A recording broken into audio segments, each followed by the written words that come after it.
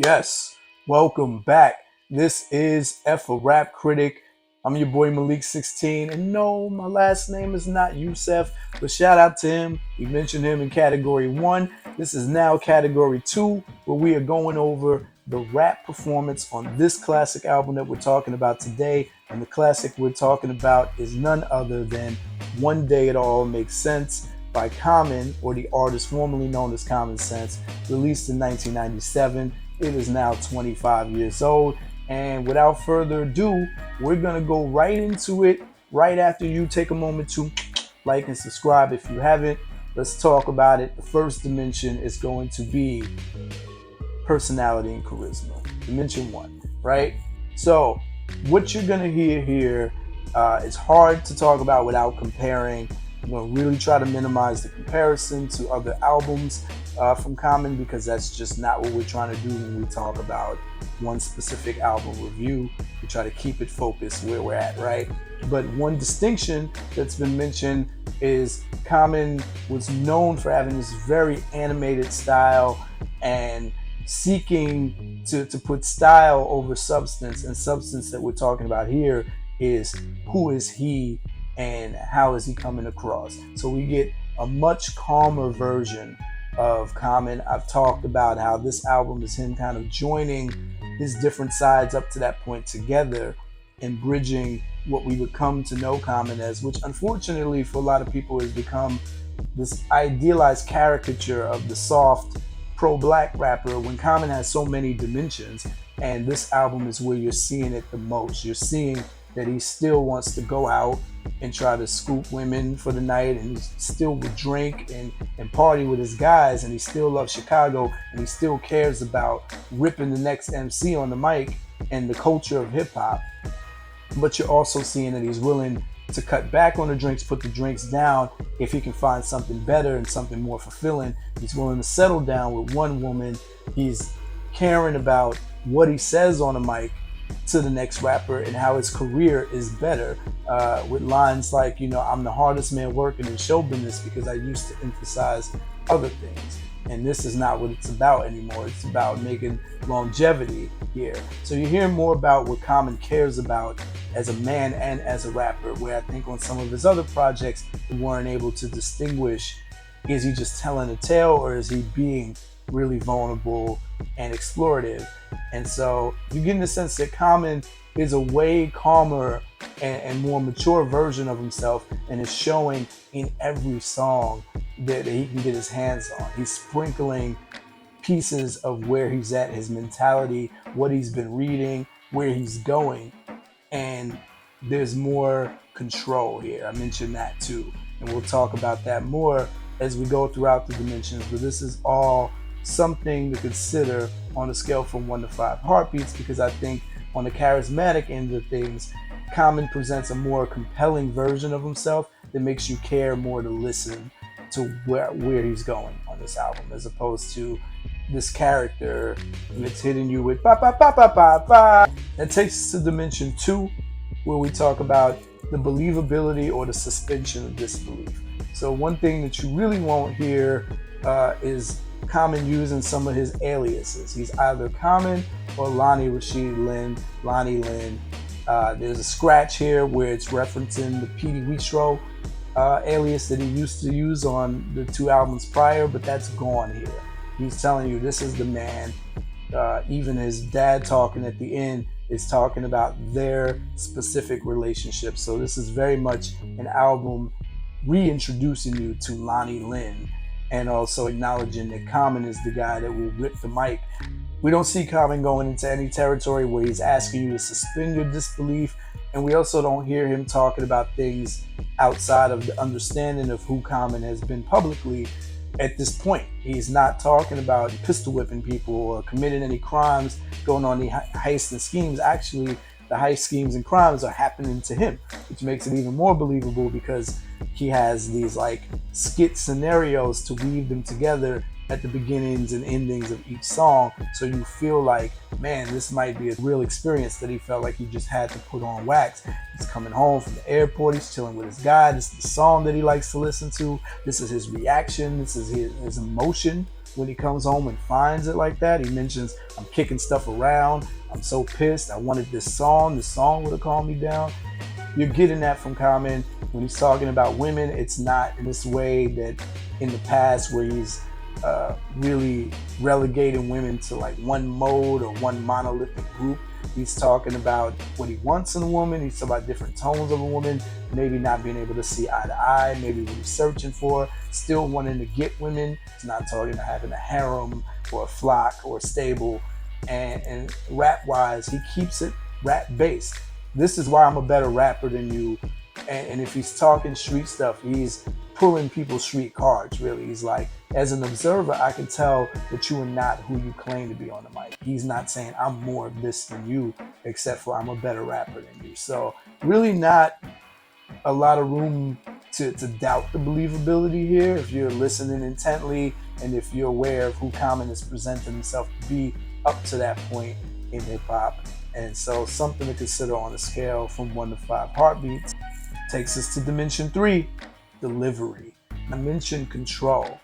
Whereas previous albums, you hear Common doing the animated, high-pitched voice, more sing-songy things. You're only hearing remnants of that in short, brief flashes on this album. And so he only does the sing-songy thing on the track Gaining One's Definition, where he says that line like, who am I, the judge? But that's the only time you hear him break into that, which is something he used to rely on in the middle of a very wordy, very hip-hoppy verse. And he would lean heavily on singing something from old songs or old TV commercials.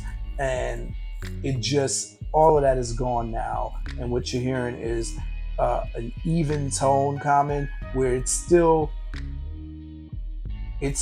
energetic enough to get you in the groove, and he's riding the beats. He's not doing the talk style that we hear on later Common albums, where some people could accuse him of being boring. We're hearing lots of energy and youth still in the spirit, but with a maturity and an understanding of where he wants to go on the beats. Now, the timing is still questionable on certain songs.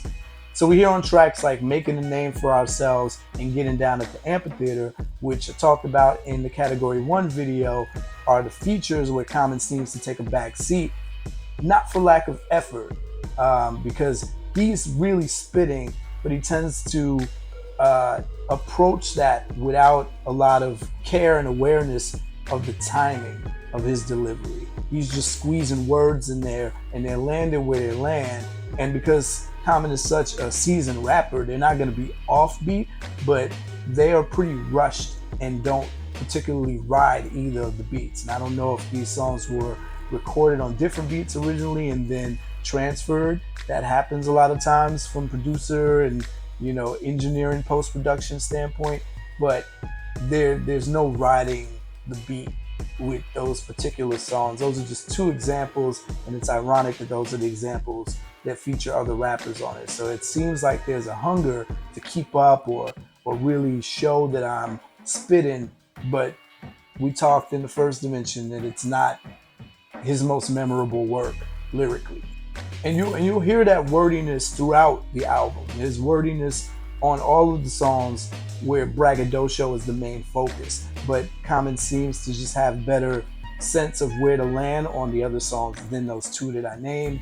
And being that he's no longer doing the different voices and throwing his voice around, you're getting words emphasized where they need to be and then toned down where not, and just getting steady. So steady delivery is the champion of this album and makes him much more of a listenable rapper if we're talking about for the entirety of a whole LP.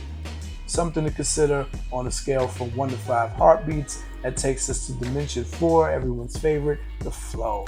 Now, we talk about Common's timing and his wordiness. The flow is the sharpest it's been. When we were doing our episode 10 review of the Resurrection album, we talked about Common's penchant for hollow rhymes, and songs like the title track Resurrection demonstrate that Common is not relying on that so much on his album, but his internal rhyme schemes have evolved to where they're just catching.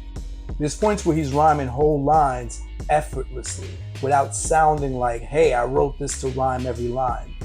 Hollow rhymes get a lot of flack. We hear a lot of complaints nowadays about people just making a lot of words rhyme, but there's levels to it. There's rappers who do it in obvious ways where it feels kind of sloppy and that they're just saying anything to fill the bar.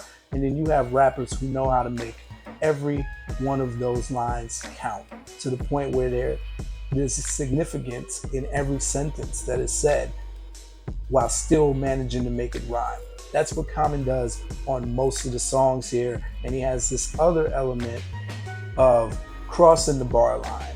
There's a part on Making a Name for Ourselves where he says something about, I remain humble, but in Chicago, it's a rumble, you'll hear that in the preceding lines where he's rhyming words like transition and stance and that whole sequence where he's landing. You can tell he's trying to not only connect the lines for the scheme, but for the thoughts. Now, there's songs I mentioned that display Common's flow way better. He seems to flow better on the songs where there's mid-tempo and topic. So his flow all throughout the Stolen Moments series is where you'll find Common probably at his best besides Invocation and Hungry. Now, people love those songs so much is that Common had mastered the art at this point of pausing. He learned the value of pausing, and that it's not always about stopping the rhyme scheme to do something sing-songy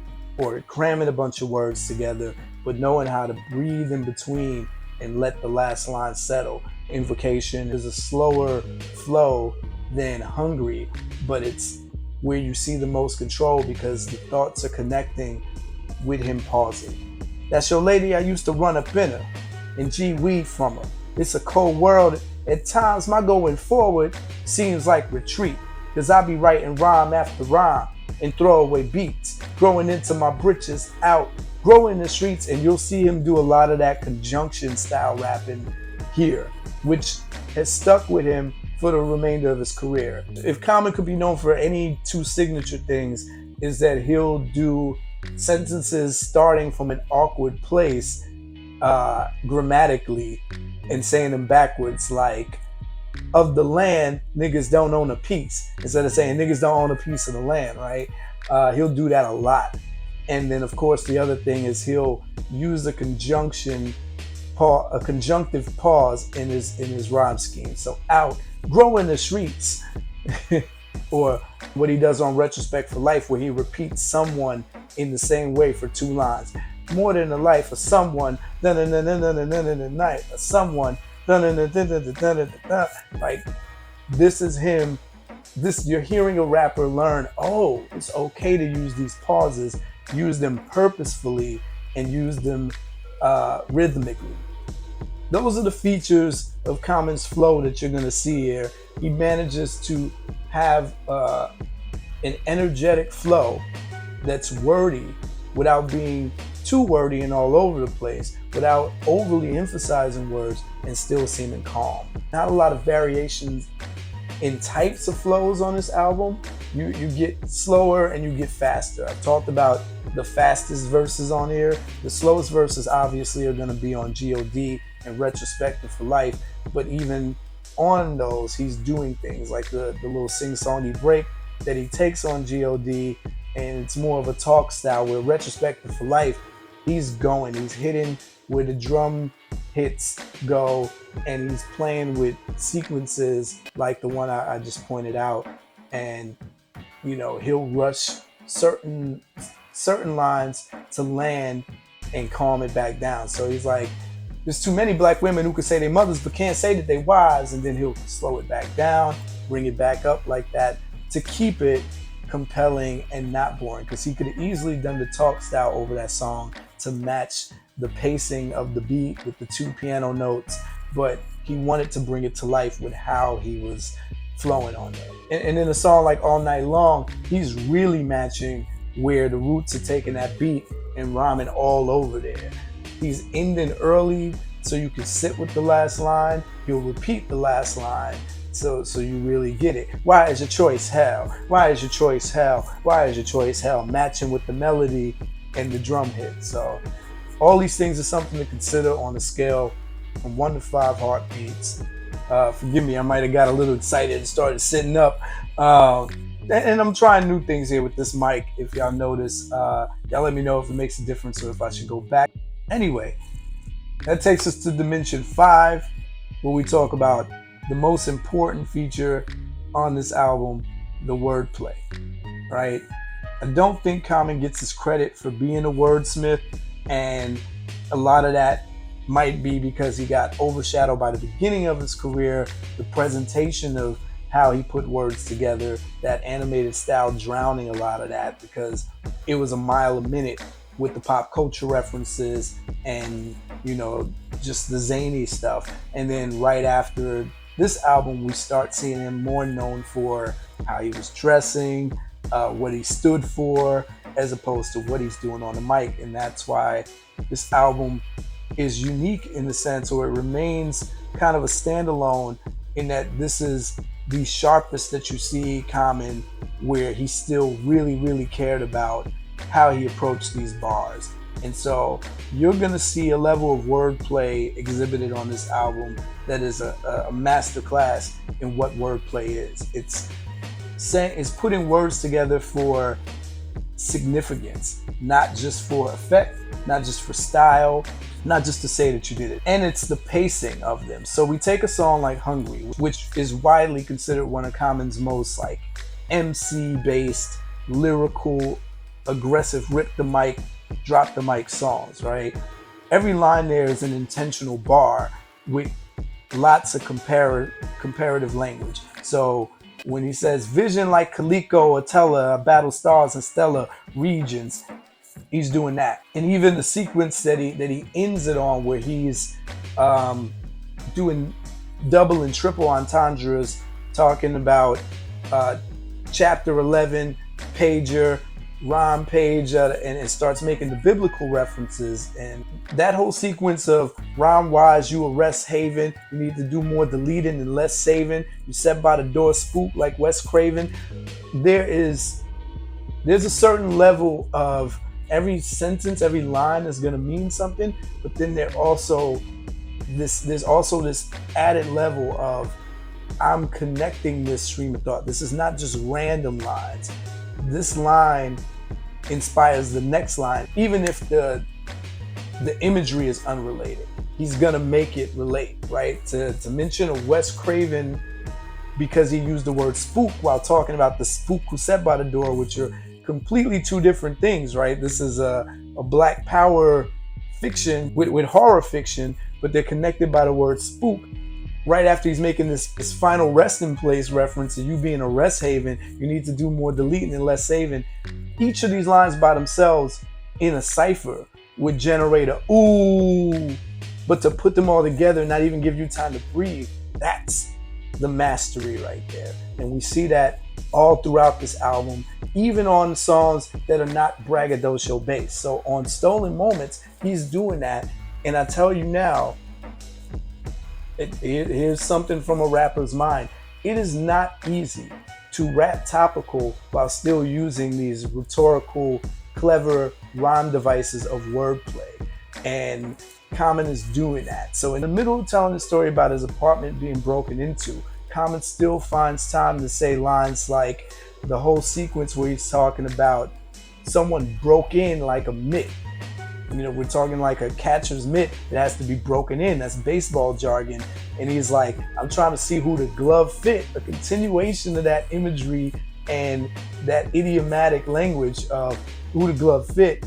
I'm mapping out The Usual Suspects, which is a reference to the classic movie of that era where, you know, you see the main actors in a police lineup and they're trying to figure out who done it.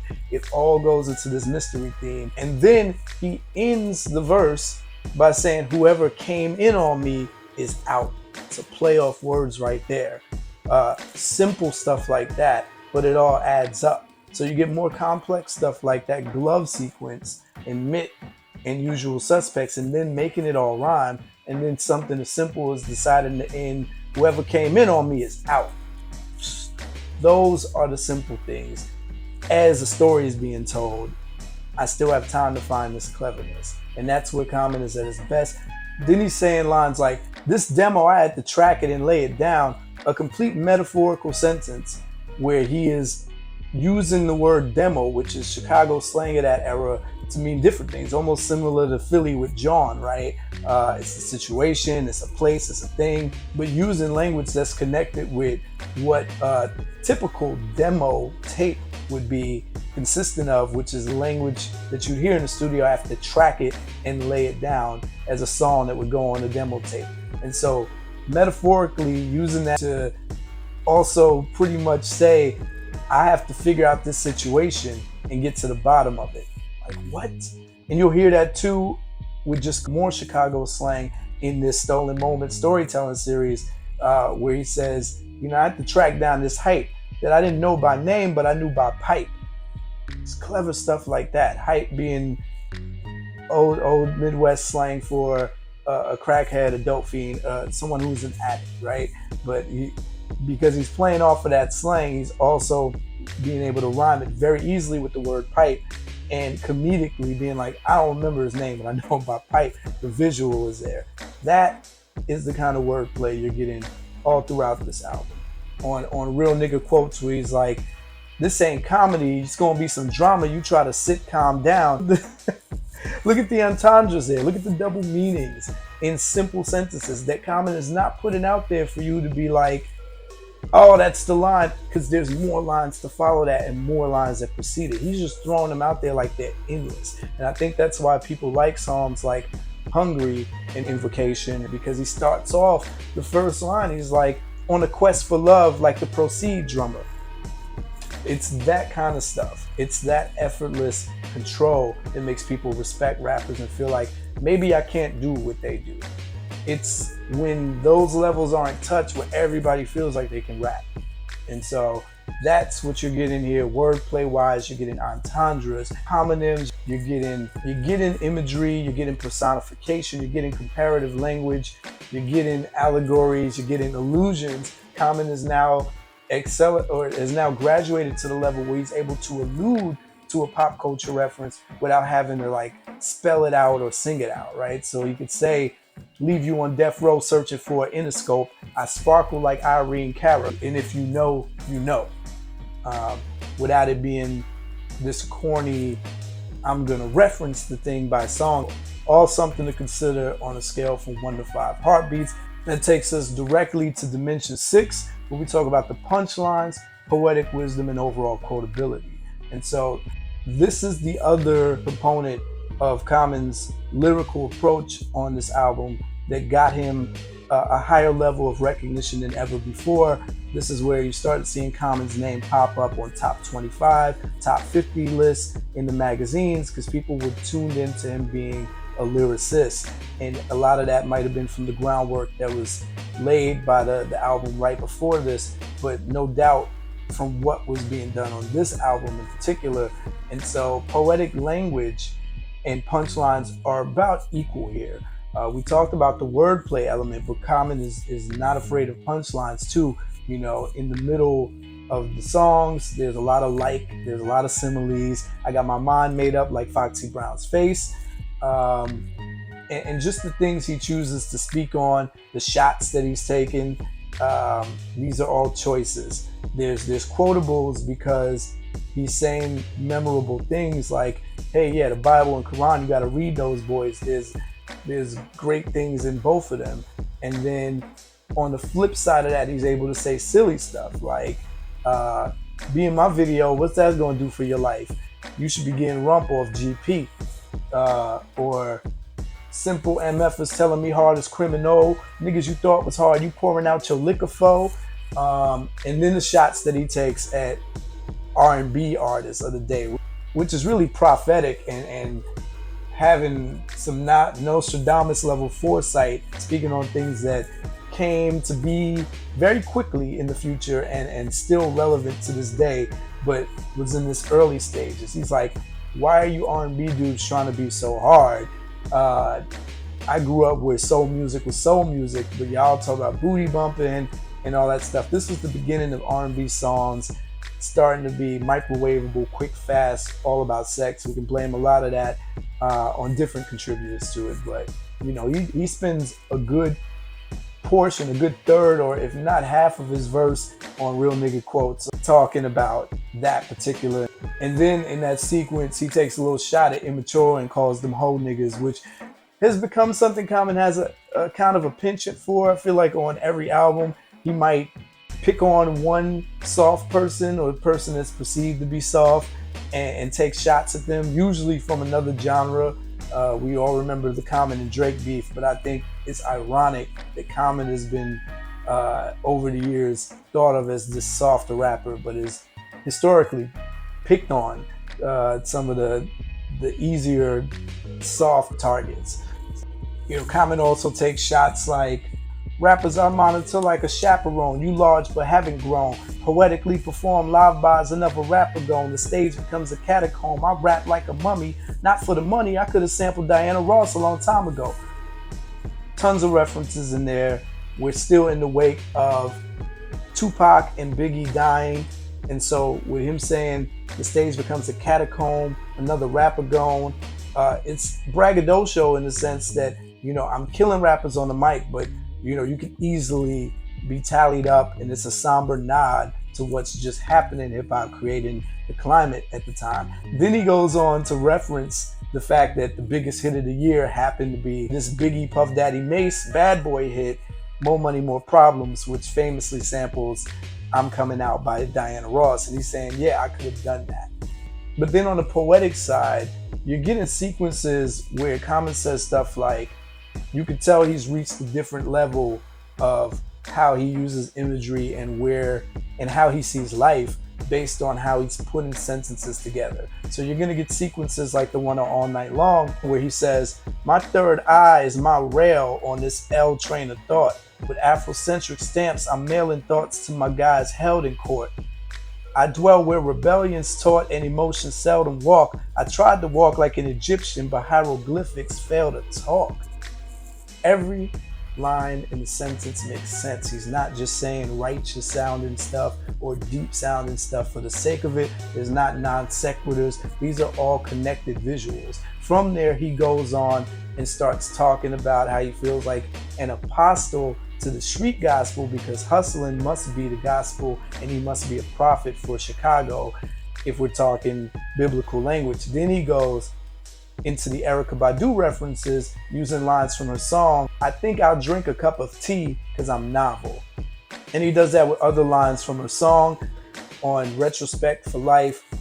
Just some of the things that he's saying about making a baby won't bring us closer together, and we need to talk about family before we can become one. Most of the lines that he's saying on his deeper songs are memorable just because they're so poignant, profound, and food for thought based. So maybe not relying so much on trickery, but it's the language, it's where it lands, and it's the simple wisdom behind it. And I think those elements were easier for people to pick up on than some of the more specific things that I described when I was talking about wordplay that only like maybe a rapper's rapper or a super duper hip hop head would tap into. These are easier to pick up on and digest. Like Common is poetic.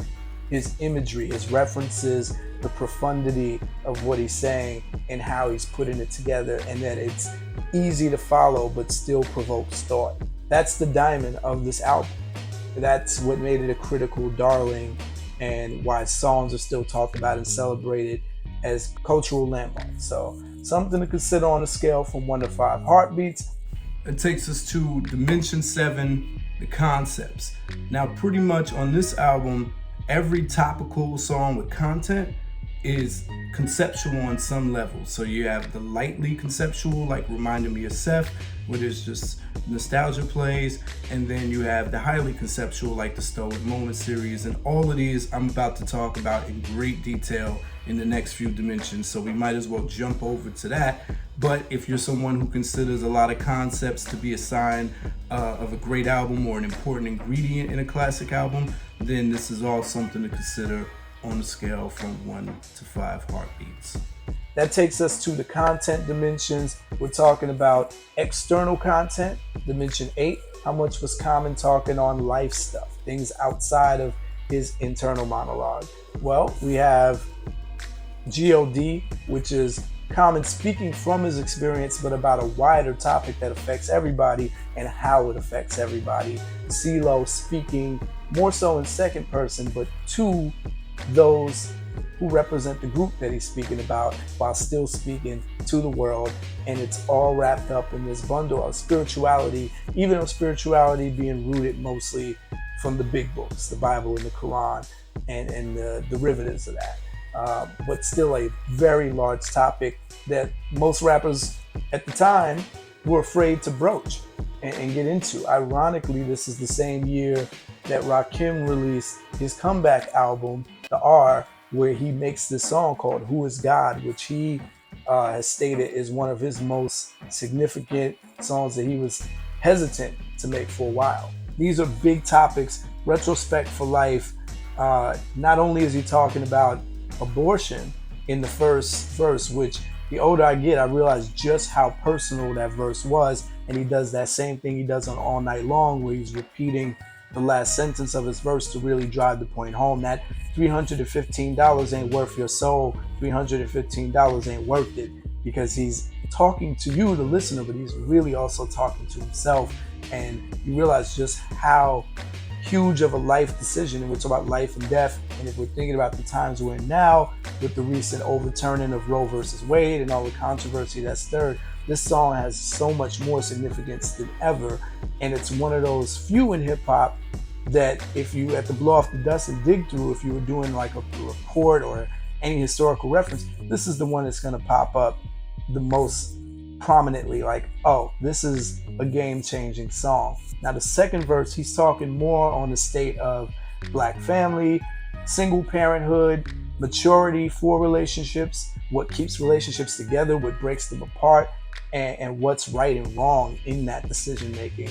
Again, you have to assume that Common is speaking from a place.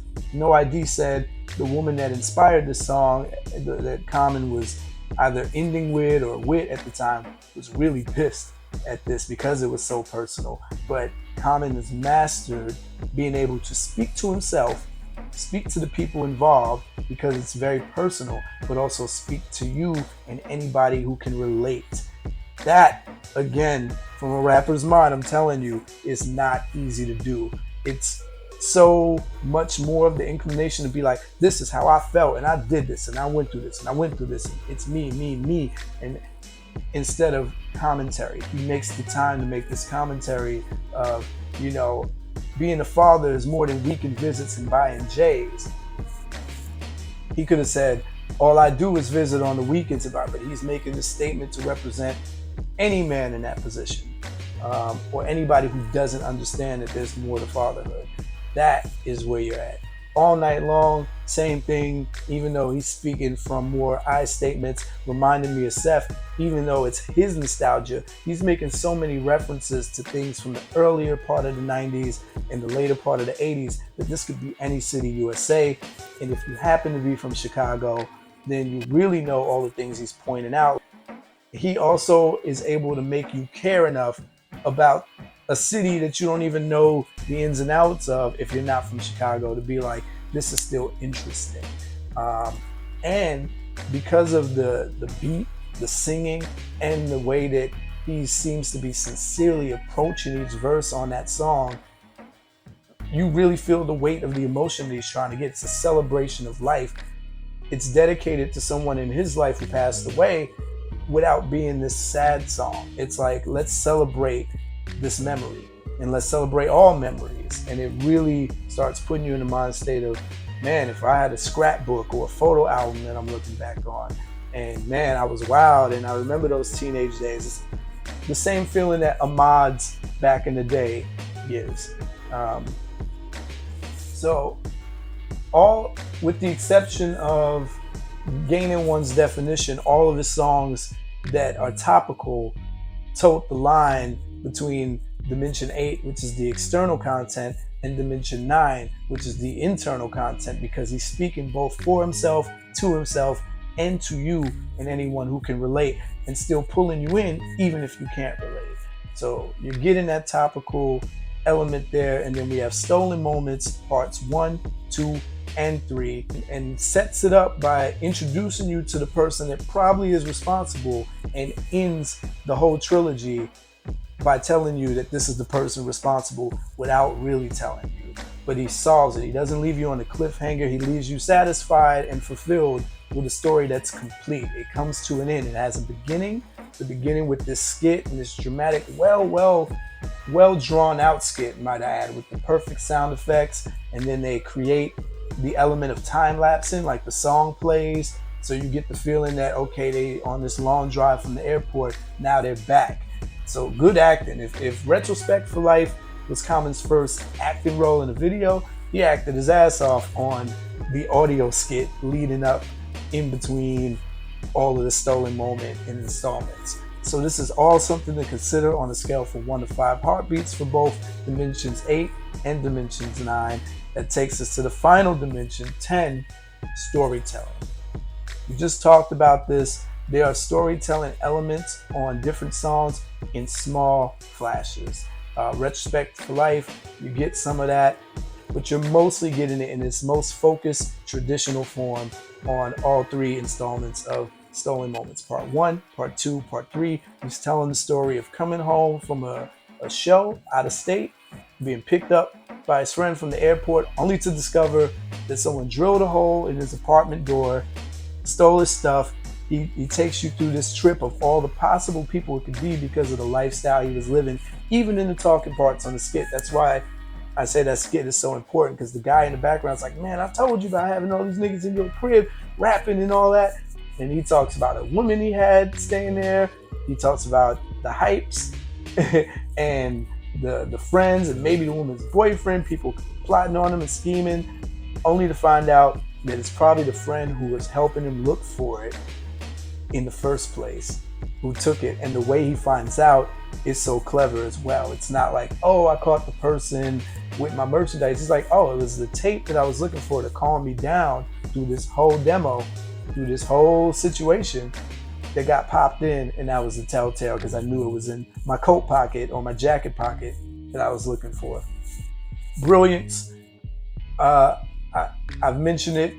I really feel like the storytelling on this album gets overlooked, as well as the beats that these stories were told on. From beginning to end, you get all of the dramatic and crucial elements of storytelling. You get the antagonistic challenge, you get the climax, you get the build-up, you get the suspense. So it's all something to consider on a scale from 1 to 5 heartbeats. And with that, y'all, birthday season is upon us. I'm glad we got to go into and give the flowers and props to this album, which has turned 25. And man, Common, shout out to him, and shout out to anybody else who has been a fan of this album. And if you've never heard it, take this opportunity to go listen to it. If you have heard it, y'all know what to do. Go to theraprouleur.com, send your ratings, leave your ratings. If you want to leave it in the comments below, let's do that. Let's decide all together where this classic sits in the pantheon of classics. Your opinion is everything. Until then, F a rap critic.